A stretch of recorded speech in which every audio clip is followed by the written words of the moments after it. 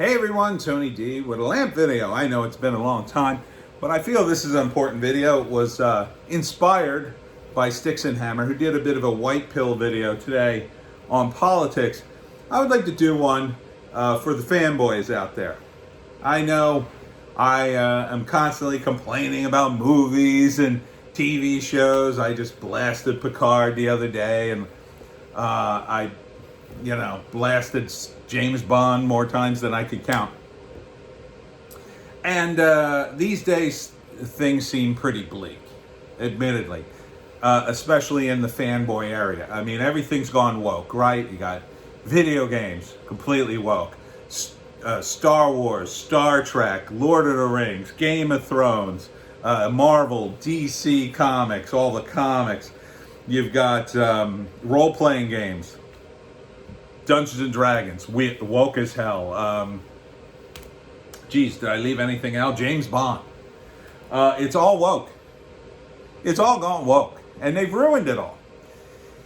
But to some extent, this was an inevitability, and I talked about this before in previous videos in small ways. You know, they're run by corporations, and they're going to squeeze every last dollar. And even if they didn't go woke, they would run them into the ground, okay? So if you look at you look at something like James Bond. I know, I keep talking about James Bond. But James Bond kind of got run into the ground. Even in the Roger Moore days. It was getting old. It was getting too campy. It was like, meh. And yeah, you could compare some of the later stuff and say, well, that was better than Roger Moore. Yeah, a little revamp, but it's sort of like a shadow of a shadow of a shadow, right? Maybe for a moment, a brief shining moment, you know, the Pierce Bronson Bond rises above the worst Roger Moore or Tim Dalton, but ultimately it's never going to reach the heights of it was with, you know, Sean Connery. It's never going to go back there. And it's such a corporate entity, you can't expect it to go back there. X-Files, Sopranos, even those that weren't as long franchised were ruined by their own success in a lot of ways. And I've talked about that before too. Don't worry, I'm getting to the white pill part. Relax. Here's the positive takeaway. Everything has a shelf life. And that doesn't sound positive, but it really is. Because you can abandon this stuff. I've abandoned a lot of things. And not just before it went woke. I abandoned Star Wars when George Lucas came back with the prequels. I was like, I'm out. I walked out of the Phantom Menace with my hands raised up. I'm out. My friends at the time, we had gone seen all the Lord of the Rings movies, and we had a great time. Said, oh, let's do the same thing with the prequel Star Wars movies. Went to that Phantom Menace. I'm out. They were like, why are you out? I'm like, this sucks. I'm not going to waste my time with this. Same thing with my friends sat through Star Trek Voyager, which was pretty awful for the most part. And then an even more awful show, Enterprise, was launched. And I'm like, oh, I'm not sitting through this. You know, we sat through Voyager and made fun of it. But Enterprise, I just couldn't do it. I mean, it was that bad. So, the takeaway, though, is there's always something better on the horizon. You know, I am, or was, the world's biggest Simpsons fan. You know, my dream was to write for The Simpsons. I got to write for the comics.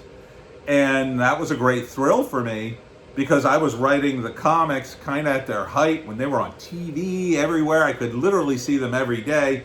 Then I could just write the comics all day long. And the comics were, at the time, I would put them up against the show any day. In fact, I had an episode that was, or a pitch that was so close to one of the episodes that came out later, it was like, oh my God. But great minds think alike. But there's always something new on the horizon. You know, I didn't think anything could be as funny as The Simpsons, and then Archer came along, and I thought, oh my God, this show's amazing. I mean, look at Game of Thrones, at least in the first 3.5 seasons. Amazing show. Something new always comes along. And that's the thing. the problem, I think, with the geek community and the fanboys in general is they're still holding on, hope against hope. So today there's a Star Wars story about the latest woke Star Wars thing. Star Wars is gone, man. Whatever it was, whatever George Lucas created back in the 70s, it's gone. And that's okay. You know, I used to do Dungeons and Dragons all the time. I loved the game. I would run games. And all my campaigns, eventually the players would just get bored. They would just fizzle out. We would never finish things. You know, I'd have these great runs where I was just getting into the characters and kind of trying to, you know, do more custom-made things. And then a player would quit or people just couldn't get together anymore. You know, not that I'm bashing them, but it just happened. Life happened. There was only one campaign we actually ended. We actually retired the characters because they had become so powerful. And I think we brought them back out of retirement for one big last game, which was fun.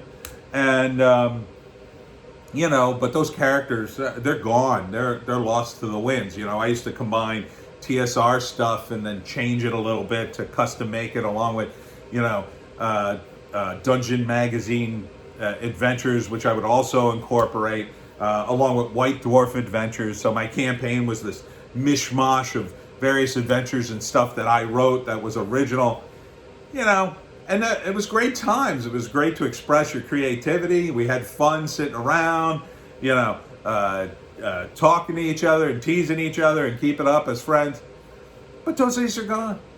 And, you know, it's sad. Even in improv, when I was doing improv, we had a Dungeons and Dragons campaign. It kind of ended on a dark moment. But, you know, they just end. People get sick of it. It's the same thing with these genre things that we all love. Comics, games. You know, you play a video game for a long time. It's amazing. You know, Fallout was amazing. But then you play every scenario, and like, what are you going to do? Play it again? Maybe. I mean, personally, I don't play anything twice or watch anything twice. I really don't. Very rarely. It's like a handful of movies I've seen more than once. Most movies I cannot stomach a second viewing. I already know what's going to happen. I don't want to see it. But, you know, you have to move on. And the good thing about moving on is there is other things to discover. And some of them are just as good, if not better. I remember a comic that came out. It was called Cape Town or Cape City. I think it was called Cape City. And it was Powers, if you remember the Powers comic, you know, sort of a dark and gritty kind of world of superheroes, but cops, which they've done again and again and again now. And there's a French TV show on Netflix that's kind of based on that. But this was way ahead of its time. It only went 2 issues, but it was great. It was about a former superhero who had become a private detective.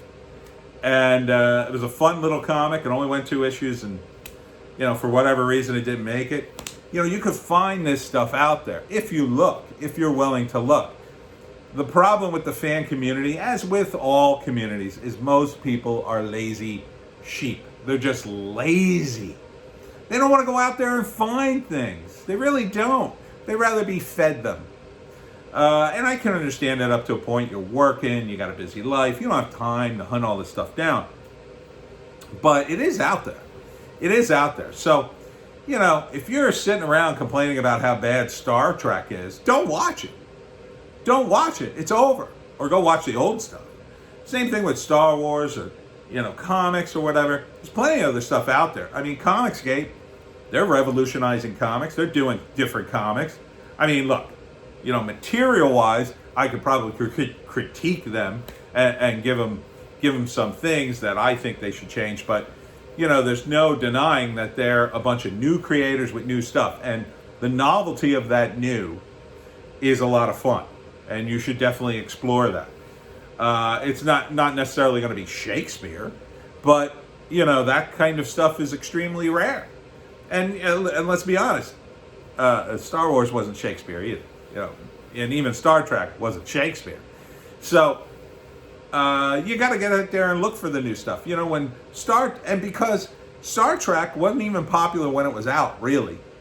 You know, if it had had the kind of fan following back then, the original series, that it did now, oh my God, they would have gone 10 seasons.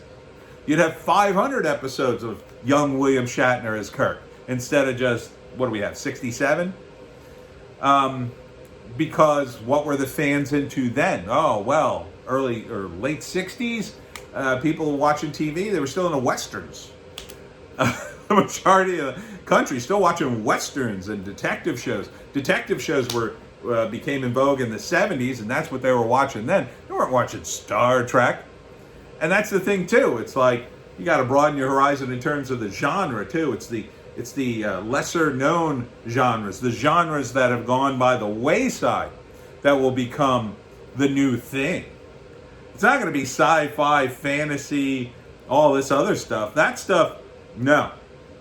That's being beaten to death by the corporate entities because they see them as the only fan bases left. What's going to come back? I don't know.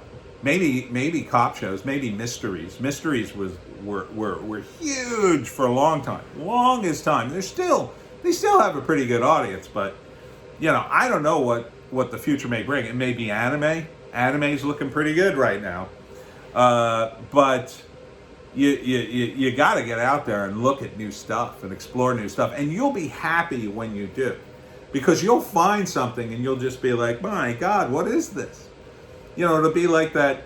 You know, I remember the first season of Friends where it was a pretty decent show and nobody really watched it, and people were like, what's this? I was like, oh, this is new show Friends. It's pretty good.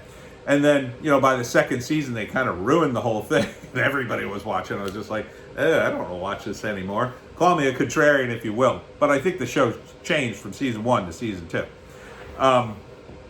So you got to look out for that. And that's the white pill here.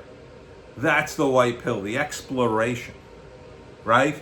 You get out there, you find something new, and it'll be exciting because you'll be the new fan base. You know, if you've ever looked at the old footage of the original Star Trek conventions or the old conventions back when nobody was watching that stuff, and you thought to yourself, oh man, that would have been great to be involved in that in the early days, you can do that now.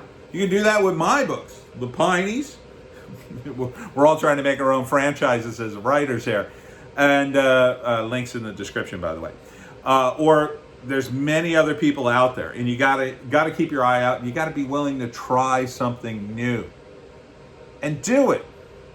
You'll thank me. And that's your white pill of today, fanboys.